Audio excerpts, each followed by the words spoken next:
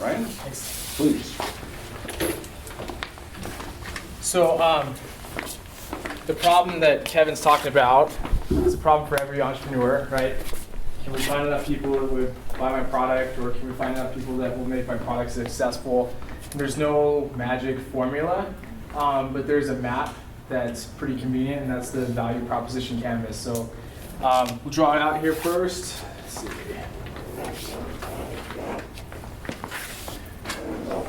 So he says, this is Osterwalder. He's the guy that made the business model canvas that kind of tells you how a whole business should look.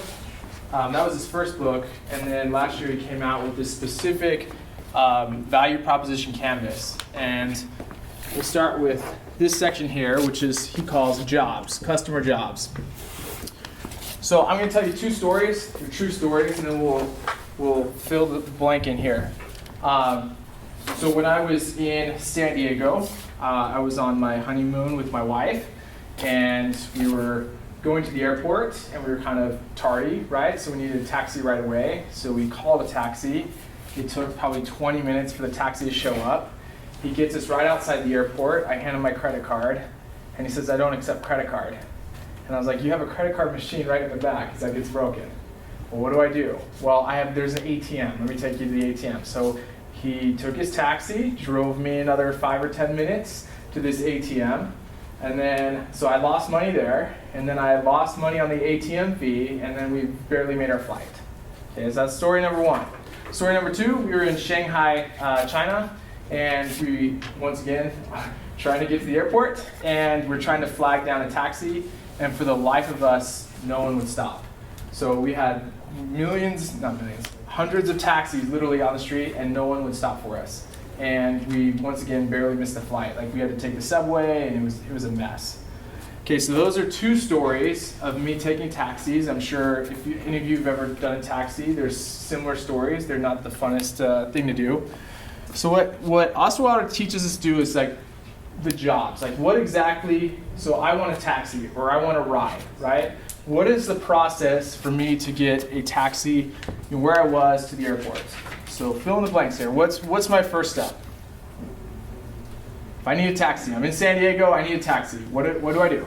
Call. You flag one down. Okay, so I can call, or I can flag one down. Okay? So let's assume I get the taxi, right? Now what? Directions. Directions, okay? So I usually have to give directions to the driver, and in the States it's pretty good. When you go overseas, like, cross your fingers if they actually know where you're talking about, especially if there's language barriers. Okay, so I give directions, now what?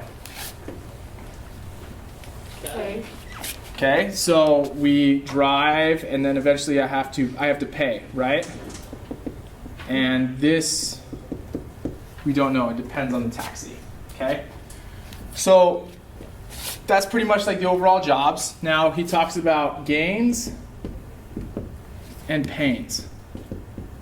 So to put it bluntly, this section is what sucks about taking a taxi. This section is like, in a perfect world, what would be awesome about taking a taxi? So if I could wave a magic wand, what would be the perks, the things I change, and what are the things that I absolutely hate? Okay, so what are the pains, based on the stories that I gave you or the stories of your own, what are the pains of taking a modern day taxi? Arrival time. Okay, so arrival time. So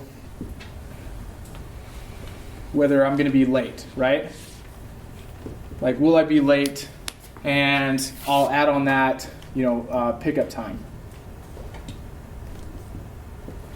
So will I be late, on the arrival because he doesn't know where I'm going?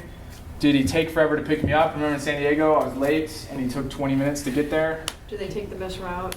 Okay, so yeah, efficient route. And okay, so let's take it a step further. Why does that matter? Well, because you pay more and it takes longer. Okay, so a pain is that I get ripped off. And they're late. Yeah, or late, right? So that's where on some of these, like efficient route, I encourage you to take that next step. So what? What if I don't take the efficient route? Well, I miss my airplane ride, right? It's hundreds of dollars. Or I just spend extra $10 or $15 when I didn't need to. What else? What are some of the pains? Could be unsafe. bad drivers. Yeah, so unsafe, for sure, right? There's some sketchy cab drivers out there, right? Like every movie, that's the profile, they're sketchy. So, you know, especially if you're a female by yourself, that could be super scary, let alone just a regular guy. A female, I think, would be even amplified. Okay, what else? How sanitary the cab is. Okay, yeah, so clean, you don't know, like, yeah, and we'll just say, like, kind of goes along, but, you know, just a sketchy, creepy, maybe he's not dangerous, maybe it makes you feel uncomfortable. Okay, what else?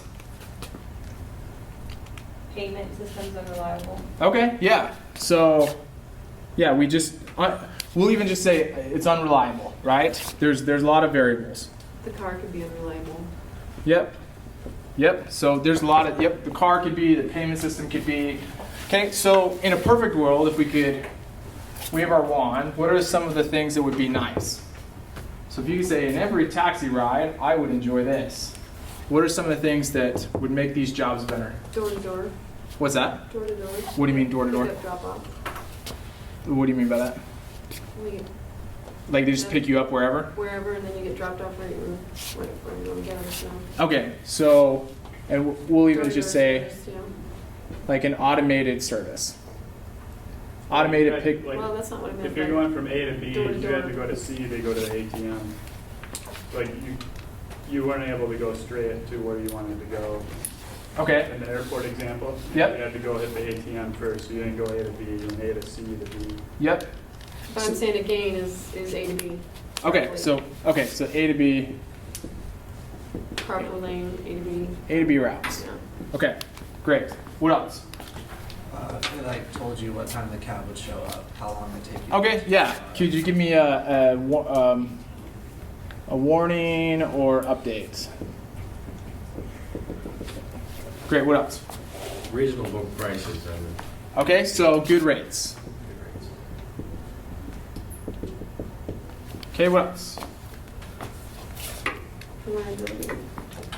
Reliability. Yep. So reliability, and I'll say predictability. Like I know what type of car is coming. I know what type of driver is coming. Maybe the driver has safety checks, safety or background checks. Maybe I can pick the car. Maybe I could pick the driver. See how these are a little bit different? So with the pains, like the pain is just like you don't know who it is, but the gain would be like I could pick whoever I want. I know ahead of time with reviews who's the best driver and which car I want to ride in. Okay, so that's the difference between gains and pains. Okay, so this whole thing here is for customers. So this is what you go out and you interview customers. Okay, so what Kevin was saying is like a lot of times with our ideas, we sit in the room and we try to fill this whole thing out and pretend like we're the customer, right? Well, I had this one, like for my taxi example, those are my personal examples. So I'm biased, and I think every taxi ride stinks, okay? But maybe you guys have had some good ones, or maybe you guys just don't use taxis at all. So the only way to know is to go out and talk to customers, potential customers. So the bike people, that's you guys, right? So what are some questions, and I'm probably gonna bait you, so I'm just giving you fair warning. What are some questions you could do to figure some of this out? How would you find out the jobs of a customer? So your customers bikes, right? Like they ride bikes. How do you figure out what they do? Asking them, so like he has to recharge his battery when it goes dead, so he has to know when it's dead and then recharge. So what would be the question so you get that answer? How are you lighting up your ride right now? Okay, so this is the trap. I'm giving you forewarning. Like I've had to make lots of changes to my business because I ask really narrow questions. So when I started my first business, which is Basedin, which is like now changed quite a bit from when I first started, I had in my mind like what my business model was, and I had in my mind like these are the gains people want and these are the pains. So I started my interview questions right on like, do you like this? Wouldn't it be great if such and such happened? So if I was the bike guy, you know, wouldn't it be great if you could have a light that wherever you go, it's recharging, you never run out of lights? That's totally baiting someone and you'll get false positives, I call them, right? So the best way, start broad. Go to someone. How often do you ride your bike? Tell me, when do you ride your bike? Just start with really basic questions. Okay, so when you ride your bike at night, how do you, tell me, how do you find your way? Like, ask really dumb questions, right? Like, everyone's thinking, well, a light. Well, I have a light. Great. Do you put it on your helmet? Do you put it on your thing? Why do you do that? Why do you prefer that? So you just try to understand where your customers come from, okay? So same thing on a taxi ride. So if I was a taxi company and was trying to figure this out, I wouldn't start out by saying, you know, would you like taxis with better rates? Would you love it if we could take you from A to B route always? So baiting questions. Question to ask would be, tell me the last time you rode a taxi. Like, tell me A to B. What did you like about the experience? What did you not like about the experience? Well, I was late. Well, how late were you? So get down to the deeper pains. So I was late. I almost missed my flight. Well, if you missed your flight, what would that have done? Well, it would have cost me $200. So that's the real pain, right? It's like it would have cost me $200 if the taxi guy did not take me on time. Okay? So now we talk about our business. And we talk about our jobs. So, give a presentation today about Uber. Okay? So Uber tried to solve this problem. They knew the taxi ride situation sucked, so they created a company. So who, raise your hands, are we somewhat familiar with Uber? Okay, thank you. All right, good. So let's talk about jobs. What does Uber do? So this is gain creators, and these are pains. So think of the jobs as like, if you go into Best Buy and you go for a TV, they give you all the specs, right? Like it's 60 inch, it's 4K, blah, blah, blah, blah, blah, blah. Those are the jobs. Like these are the actual things it does, and then we'll talk about the benefits. So what does Uber do? Tell me the experience from Uber. Anybody? App-based. Go ahead. The payment system's connected to your debit or credit card, so you don't have to worry about anything going wrong on their side. Okay, so we'll start with, there's an app, okay, and it has integrated payments, okay. You can preview your drivers and see how close they are to picking you up. Okay, so you can preview. So notice that, like, quickly you could think of, well, preview drivers, that's solving the issue. That's just the functionality. The question is, why does preview drivers help?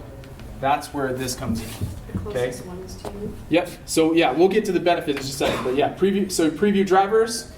What else? Fair estimate. Okay, so there's a fair estimate. I'm running out of space. Okay, fair estimate. You have a picture of the car.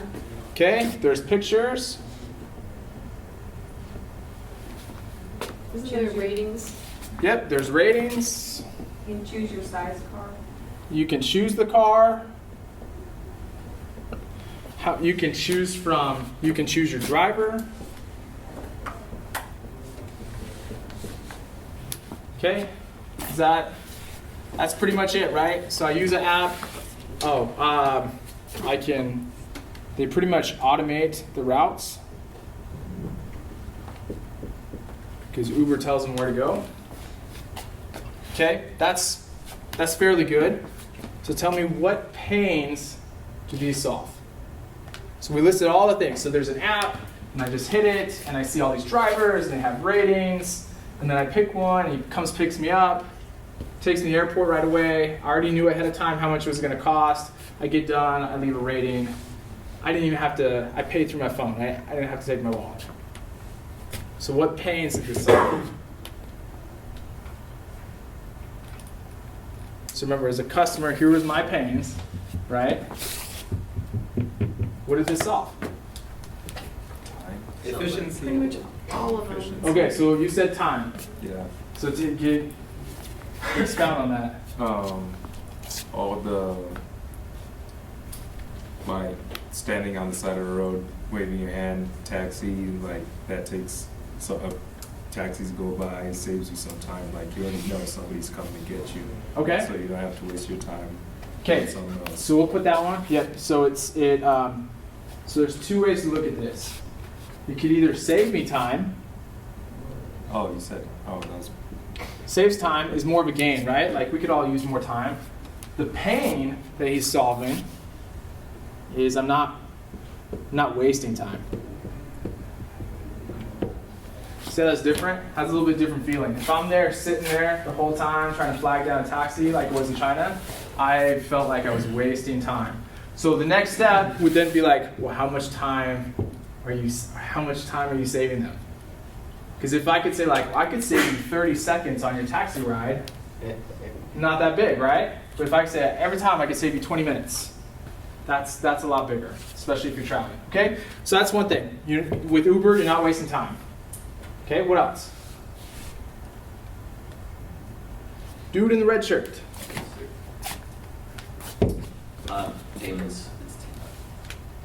There's no, you don't have to deal with the transaction, the cash transaction. Okay, yeah, so, yeah, how would we say it? Yeah, so,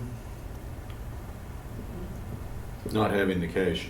yeah, I don't have to, yeah, that's the pain. I don't have to worry about cash. Or my card. I could use Uber without my wallet, right? That's a good pain, but if I forgot my wallet. What if I just didn't have cash? The guy with the San Diego, right? I had to go back 10 minutes just so I could use an ATM. Okay, what else? Is there a worry about like the cleanliness, sketchiness of it? Because they hold their drivers to like high standards, so if they're not getting high enough ratings, they just kind of boot them. Yeah, so, Or held to high standards. yeah, I feel safe. Right? Like that'd be a good one. Like every taxi ride, this is Uber's promise. Like every taxi ride, you'll feel comfortable. You're not gonna have some creeper driving your taxi. Okay, what about money? It's fair pricing. It's what? It's fair pricing because you chose to accept the rate that they're offering. Sure. So I don't get ripped off. And then up here for gang creators, maybe it's I save money. A lot of times these are going to be similar, but they're different connotations. There's a different feeling if you get ripped off versus if you save money. That make sense? Like JCPenney's coupons, it's like, woohoo, I saved $10. That has a different feeling than JCPenney's overcharged me by $30. Like way different feeling. This is more like anger and resentment. This is more of like a perk, a plus. Okay, any other gains or pains that you guys can think of? Something with the safety aspect, I think. Okay, someone help him out. He said safety. Well, one thing is, this might not be readily apparent even, that with the preview, that means that they've got GPS, which means that if they take you off route or take you somewhere, there's a way to track that. Yeah. Okay. So I can always I can verify routes. I can verify the drivers. Okay. What would be the advantage of having an app? So if there's no app in every city, go ahead.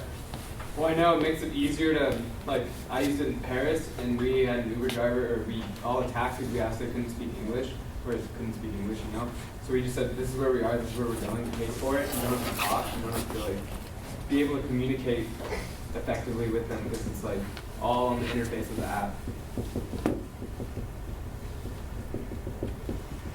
Yes, you don't even have to interact with the driver.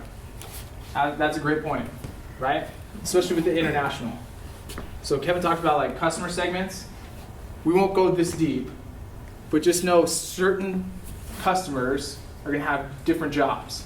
So you could view this and be like, okay, what is fill this out for a single female versus fill this out with a family of 6.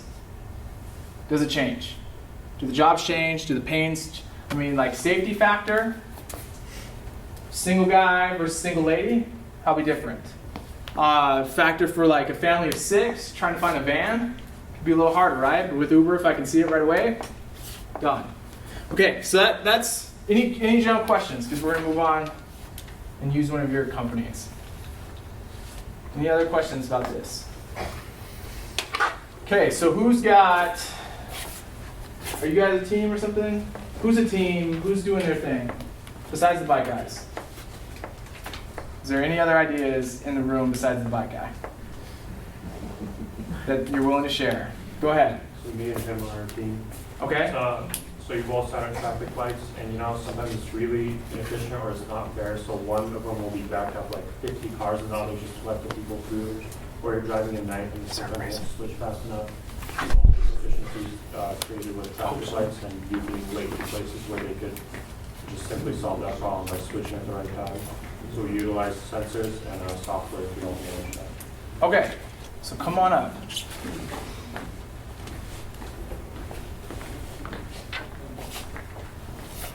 Looking for eraser. Oh, is this an eraser? Is this good? I think it would. We got one, Kevin. Okay, so who do you sell your product to? We sell the product to government entities, but the end user is every driver. Okay, so the end user is every driver, but you're actually selling. You're selling to the government. Okay. So what does the government? How do stoplights work today? Most traffic lights in the U.S. and in many other places, they work by just having a sensor, which is basically a wire that sits close to the actual traffic light, and when a car stops on top of it, it senses that a car is there and it changes. Sometimes some cities will be a little bit more advanced, and they'll have some software and they time the traffic lights a bit for like rush hour, or you've seen in Boise, they'll time and they'll turn green. So there's some of that going on, but that's basically it. Okay, so we'll get another volunteer. Do you mind volunteering? Me? Yeah. Yeah, there you go. Yeah, come on up. So you're going to interpret what he just said into the jobs. Okay. So this is the jobs, and he just told you how traffic lights work today. Do you need him to do it again? So like unreliable wait times would be one, right? Well, that's whoa, we're jumping ahead. It's not working. No, okay, I'll give you. So just the jobs, not pains. Jobs for the government entities? Like literally the things a traffic light does today. The specs of, so you told me there's a sensor. There's a sensor right by that'll tell if a car is nearby. Is that correct? Yeah. Okay, so What's sensor. We'll keep it simple. And then timed, right? They're timed. Yeah, some of them are timed. And then some of them are automated for certain hours. Mm-hmm. So basically knowing when to switch. Yeah. So it's like 4 o'clock, we know we need to switch them out. Is there anything else about traffic lights right now that we should know of? They sense for emergency vehicles. Do they? Yeah, they have the little blue light on top. I had no idea. All right. Okay. So emergency vehicles? So emergency. Okay. So what, if you're selling the government today, what gains, what is painful about the current thing? You're wasting people's for the government. What's painful? Just the pains of this. The pains of. You're having to invest a lot of money because you're spending money widening roads and adding more lanes to manage more traffic. So you're spending money. Okay, so we'll do just high costs.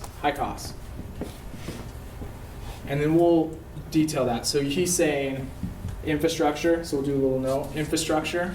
So you're saying that because of the inefficiency of traffic lights, they're building more roads or bigger roads. Yeah, you'll have to do that eventually, but you could reduce costs at the moment by having to do less. Okay, so would you say the government is consistently, well, maybe this is probably not for the government, but in general, would a customer want to save money? Yeah. Okay, so we'll put that under gains. So would it be like what, less Save taxes? We'll just say save costs. Commute times. Okay, so commute times are high. So if I'm if I'm running for the mayor of Boise and I want to keep my people happy, yeah, reducing commute times. So commute times are a pain.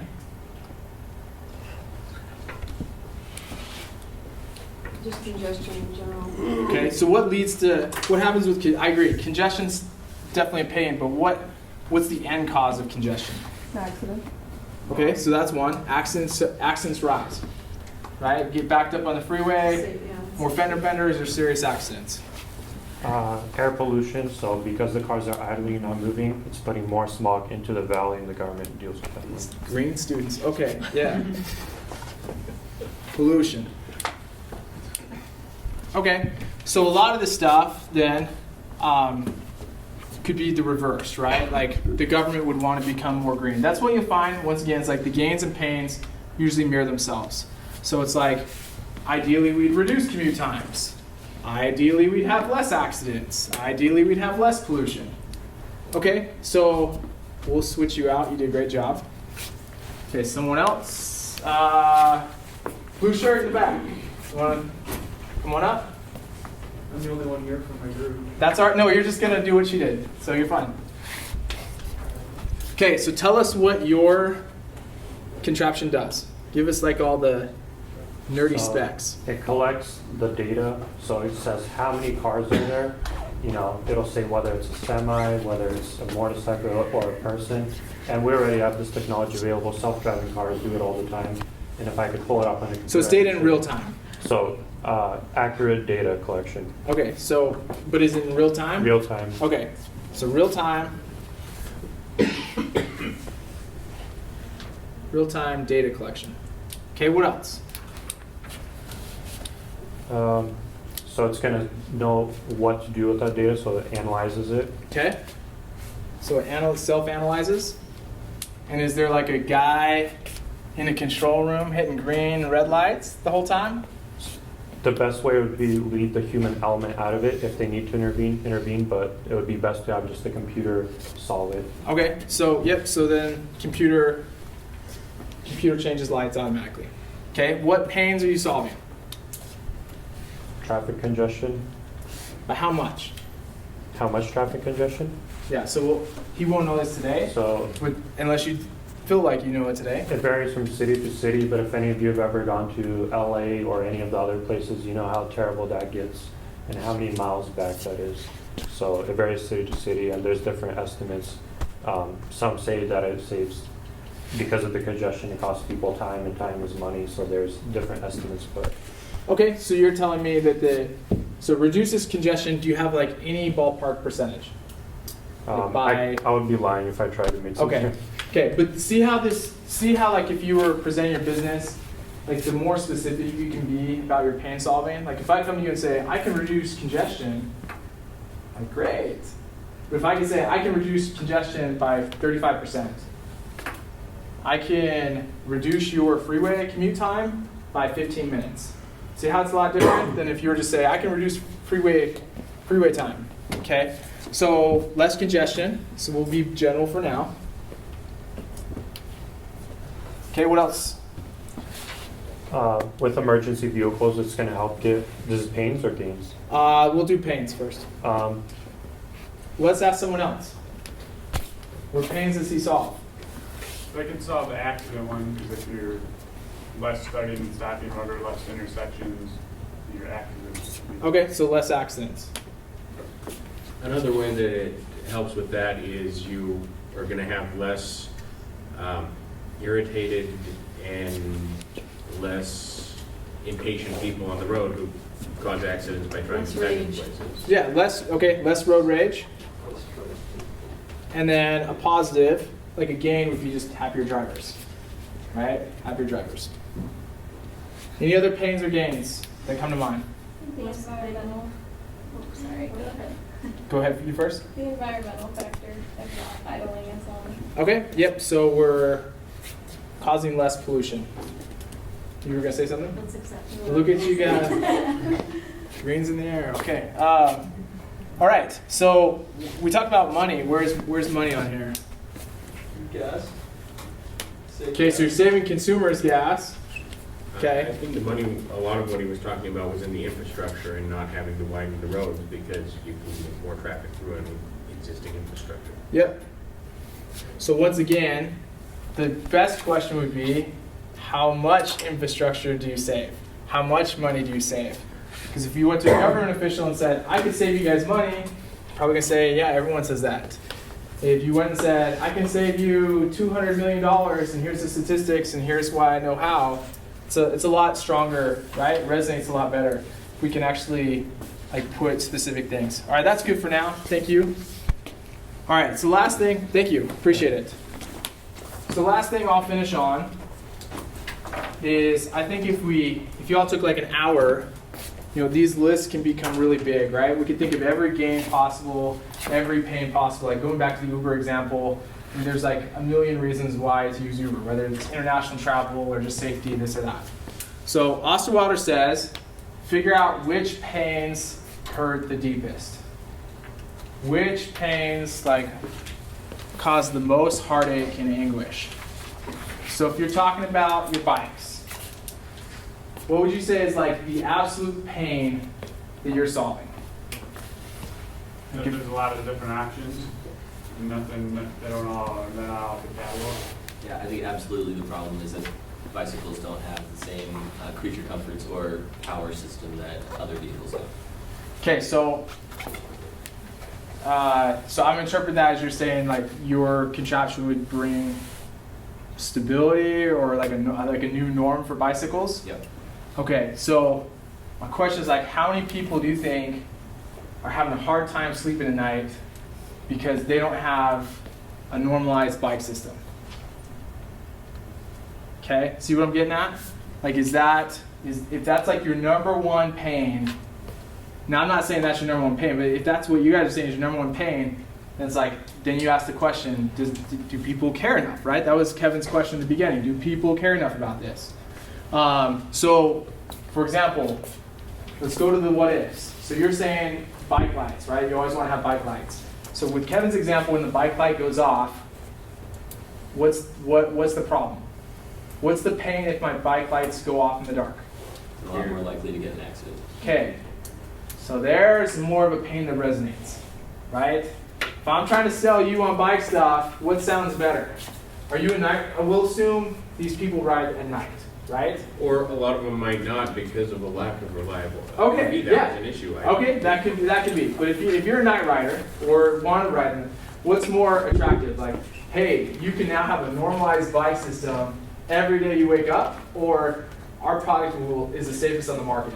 Like, you'll never get in a car accident because your lights went out. Or like the safety. Yeah, see what I mean? Like that's deeper pain that resonates than like normalized.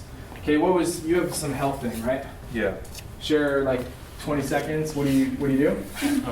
So we are nutrition on the cloud. So we give people meal plans based on what they like or dislike.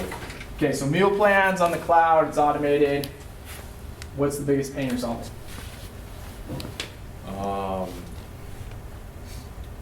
Not knowing what to eat. That's the biggest pain. So that's the biggest pain? So your app, let me rephrase it. So your app is being built so people know what to, because people don't know what to eat. See how you rephrase it? Like, it's a good way to like think through your problems. Just rephrase it. I'm building an app because people don't know what to eat. Like, that sounds a little weird, right? Like, it's not like, I'm building a bike to keep people safe, or bike lights to keep people safe. Quickly resonates. Okay, so you're building this app that's gonna tell people what to eat. Why? To help them achieve their goals. Why are they trying to achieve their goals? Their health goals? Yeah. Okay. And what happens if they achieve their health goals? They live a better lifestyle. Okay. And what happens when you live a better lifestyle? You feel good about yourself. Okay. Woohoo! You see what it takes? There's a book about this. It's like the why. It's like sometimes you have to ask like 4 or 5 times, like why? Why? I'm building an app to help people, to teach them what they need to eat. Why? Because they're trying to eat better. Why? Because they want to be healthier. Why? Because living healthy lifestyles equates to a happier life. Okay, there you go. So your app isn't to teach people what to eat. Your app is to help people live a happier life through better eating. Does that make sense? You're communicating through the pains. Oh, by the way, we do this, right? We help people have happier lives and have better health by doing this. And most people start with this, like, oh, we have this fancy product, blah, blah, blah, blah. Just start with the pains. And with that, any last questions? I think we're running out of time. Any last questions? Okay, all right, thank you. So before you sit down, so tell them a little bit about the business that you currently have. Okay. What are the problems it's solving? What are the pains and what are the gains? Okay, so Norton's actually, that's why I was busting his chops. Norton's on my team. So we do reputation monitoring for local businesses. And who cares about their reputation? I mean, why? So we found that there's 1 million review sites, and at the heart of it, businesses want to have a good reputation and ultimately make sure that they're serving the customer correctly. And it's hard to do that over multiple review sites. And then sometimes they don't even get reviews, right? Like there's a business that gets like, restaurants on average get like 2 reviews a week, but they serve 600 customers. So our mission is to build tools so that they're able to get feedback from the customers, either from review sites or from their own proprietary data in-house, so they can actually know if their customers are being satisfied and how they can change their business for the better. So that's kind of our mission statement. And so you must have majored in business. I'm an English literature major from Boise State. I sold pet insurance, of all things, for like 4.5 years. It put me through school. But I just have a passion of just an entrepreneurial spirit, and reviews kind of took me down a path. And our company last year, so we started in venture college about 9 months after our company raised $125,000 through seed funds, and then we went on and raised another 100 and something thousand. So these are not necessarily business people. What do you mean by seed funds and raised? Just there's investors that, like Shark Tank, there's investors that said, I'll give you, we've raised over $200,000 now, so they said, I'll give you $200,000 for X percentage of your business. So we have investors on our company. We express your appreciation to it. I love it because I want to do that.